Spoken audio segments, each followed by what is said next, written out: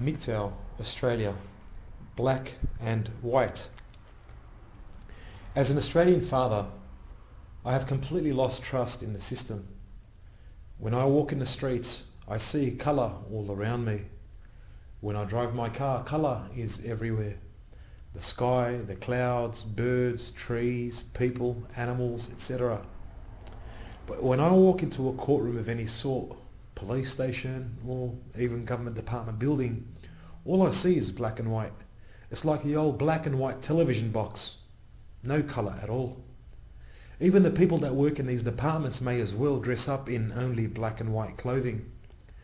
They are that far behind that it is embarrassing being around them.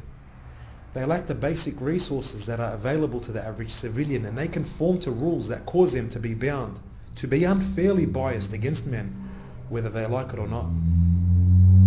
You see, the deeper that you go into the rabbit hole, the more information you find. Information that will shock you and leave your jaw dropping. I don't like politicians. I never have, but I never had hatred for them either. I'm not for Labour and neither am I for Liberal, but there is one thing that has made me lose complete trust in our politicians and realise that there are elements that are extremely destructive to our society that work against men. Yes, that work totally against men. I really have to emphasise here. I have turned my back on government because government has turned its back on me and men in general. But what the hell is the Emily's list? This is what I asked myself yesterday when I was doing some constructive research on the $13 billion a year Family Court of Australia industry. The question of what is Emily's list is very important because the answers would shock most Australians and people from other respected nations. Emily stands for Early Money is Like Yeast. Julia Gillard, the short-lived Prime Minister of Australia, set up this feminist political organisation in 1996 known as the Emily's List, or Emily's List. So Julia Gillard was long soaked up to her neck with feminism before she became Australia's Prime Minister in 2010. On a Julia Gillard supporter website, a comment is made about Emily's List. Quote, "It is very clear that its major function is to raise money to help female politicians get elected, and I do not have a problem with that." In the black and white world of today, people don't realise the blatant double standards all across the board against men. There is no colour. But the further you dig into the hole, the more you find information that screws with your mind. As if men don't have it bad enough as it is. With females making it tough for men through false allegations, the government under Julia Gillard had to throw its cheap 2 cents in that bears a heavy burden on men, which is causing a lot of men to suffer. Under the feminist government of Julia Gillard, the consequences of reporting serious false allegations to the police and the courts was thrown out of the window. That meant that a mother could now make false rape allegations and keep the father away from his children, even if there was no evidence.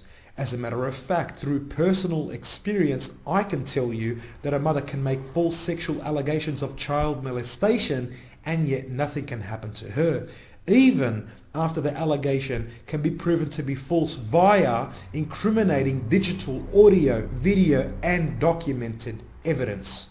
Where is the outrage?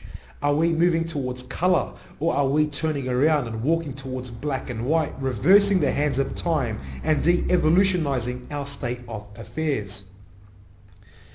The damage that a feminist like Julia Gillard has done to Australian society is that large that it cannot be put on a scale and has literally cost the blood and lives of good men. In my opinion, such a misandric law should be outlawed, and the person evoking such laws or withdrawals of punishment for false accusations should be charged and convicted of a crime. What the bloody hell is going on? How can I trust any politician that is too afraid to stand up and say something about what is going on?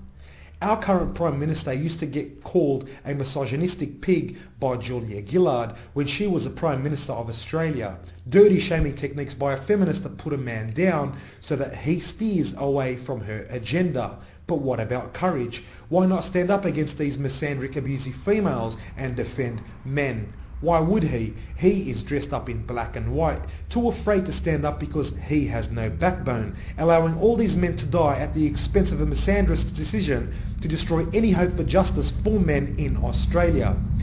Maybe the $13 billion cartel also has some type of intimidation elements to it. Maybe not. But what about all the children that suffer at the expense of the well-greased divorced grinding machine that is also throwing in men and children only to have them become minced meat once they reach the other side? By the way, I bet that the $13 billion a year industry that this family court makes is made up of black and white money. I would have said that it would have been red due to all the blood that people have sacrificed at the hands of this industry, but red is not a colour that exists in their system. I wonder how it was that Julia Gillard came up with such a name, Emily's List. Wow, what a great name. I mean, sure, it's such a nice name for a female, but for a fund? How many brain cells did Julia have to bust in order that she come up with such a retarded name? I know it's an acronym, but it seems like Julia Gillard made the name first and just turned it into an acronym later. Or did Julia emulate another feminist group from overseas? We will get to that soon. All these politicians are pathetic on all sides of the fence, live in a world of black and white. They do nothing to help me or help men. All they do is worsen the situation for men and their children, as if it isn't already bad enough. I will keep you in my mind and expose you. I will walk by your backward black and white buildings with your black and white undeveloped caveman / cavewoman mind mentality and laugh at how you exercise your practices. I prefer to live in a world full of colour.